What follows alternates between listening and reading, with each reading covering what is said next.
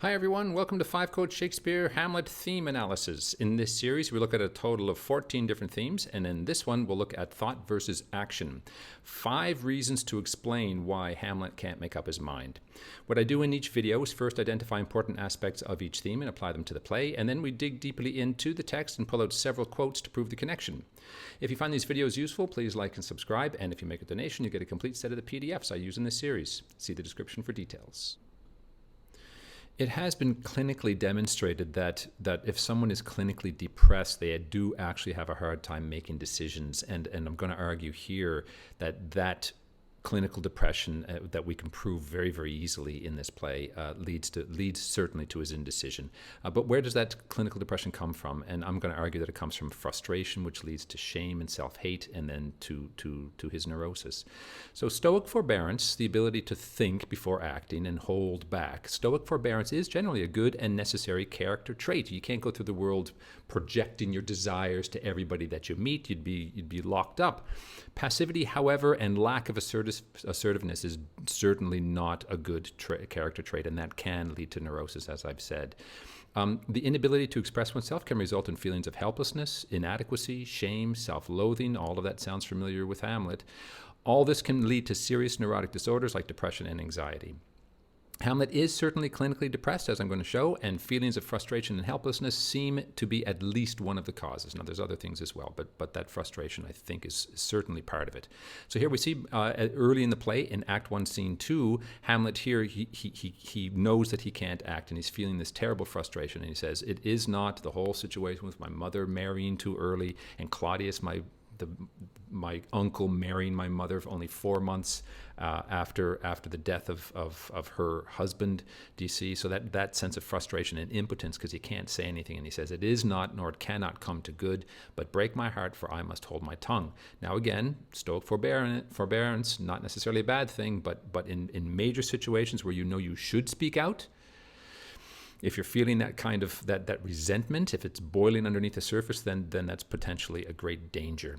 And here we see the danger express itself in full view. He says, so after watching the players express themselves very, very clearly and forcefully and assertively, Hamlet says, "Yet I have all these reasons to speak out and to act, yet I, a dull and muddy mettled rascal, peak like John a Dreams, unready of my cause, and I can say nothing." So there we see clearly, there's the frustration. Okay, fine, everybody feels frustrated sometimes, but here we see that frustration boiling up into self-hate, self-loathing. These feelings of impotent rage cannot be sustained. They're not very, very good.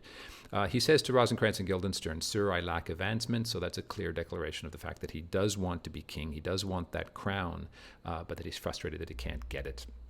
Okay, let's look a little bit more closely at clinical depression. 200 years before psychology was invented, Shakespeare knew about clinical depression, whatever they called it. They called it melancholy back in those days, but Hamlet is certainly clinically depressed. If you go to the Mayo Clinic, or if you just Google clinical depression and go to the Mayo Clinic site, there were a few more bullet points here of symptoms of clinical depression, but I only deleted a few of them because all of them apply to Hamlet, and we're going to look at those now. So feelings of sadness, tearfulness, emptiness, and hopelessness, of course. Angry outbursts. Think about how crazy and manic and nuts Hamlet is, unreasonably, when he jumps into his sister's grave, ranting. Do you see? That's that weird frustration, irritability, even over, well, that's not a small matter, but over anything, he just goes nuts. Loss of interest and pleasure in most of the normal activities. That's what he says right here to Guildenstern and Rosencrantz. Sleep disturbances. He has bad dreams, as we'll see down here.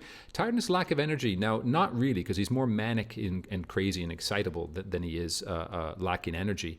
But when he gives his soliloquies and wishing to die, you see his energy drain. The good actor will have that depressed lack of energy attitude. Anxiety, agitation, restlessness for sure. Feelings of worthlessness, we've already looked at a little bit of that, or guilt, fixating on failures, self-blame, self-hate, self-loathing. And then here we go with very, very relevant to our point here, trouble thinking. He can't concentrate, he can't make decisions, remembering not so much. Frequent and recurrent thoughts of death, suicidal thoughts, absolutely. We're going to look at those today too. So it's remarkable how accurate Shakespeare nailed this character 200 years before psychology was invented. Anyway, okay, so let's look at some of the examples. So he says here to Rosencrantz and Guildenstern, I have lately, but I don't know why, lost all my happiness. Well, there it is, do you see? Foregone all custom of exercise. That really, really is. That's one of the symptoms of being depressed. You just, all the things that you used to love and feel passionate about, you don't anymore. And indeed, it goes so heavily with my disposition that this goodly frame, the earth, seems to me a sterile promontory. He looks out at the world, glorious sunny day, children playing, cute puppy dogs running around, and all he sees is gloom, do you see? Now that's textbook. It's an absolute textbook case of clinical depression, which leads a lot of scholars to suggest that maybe Shakespeare himself had experienced depression, and that's why he knew it so well. Who knows? Here, one of his soliloquies where he wants to die. Listen to the language here. It's absolutely suicidal ideation. It's suicidal ideation. That's what we call it today. Oh, that this too solid flesh would melt, thaw, resolve itself into a dew. I wish my flesh would just disappear. I don't want to exist anymore, do you see? Or that I wish that the everlasting, I wish that God had not fixed his laws against suicide, against self-slaughter. So there it is, a clear passive. It's passive. We're going to look at that too. Melt, thaw, resolve itself into a dew. So it's all this passive thing. He doesn't want to take action. He just wants to not exist anymore. And then he says here with the sleep troubles, oh God, I could, again speaking to Rosencrantz and Guildenstern in Act 2, oh God, I could be bounded in a nutshell and count myself a king of infinite space, were it not that I have bad dreams. I'd love being alone. I don't necessarily have to be around other people, but I can't stand my own company too much, and I have a hard time sleeping because I have these bad dreams. Okay, so how does that clinical depression, because he certainly is clinically depressed, how does that manifest itself in his trouble making decisions? Let's look at that now.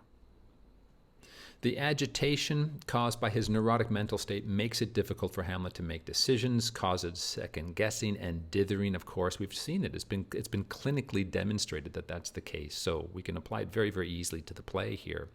Hamlet's manic behavior, he's manic. He's all over the place. He's like a pinball in a pinball machine, bouncing all over the place. He can't stay focused. Today we would call it something like ADHD or ADD, although I don't think we need those labels. I think he's just having a really hard time for the reasons we've discussed.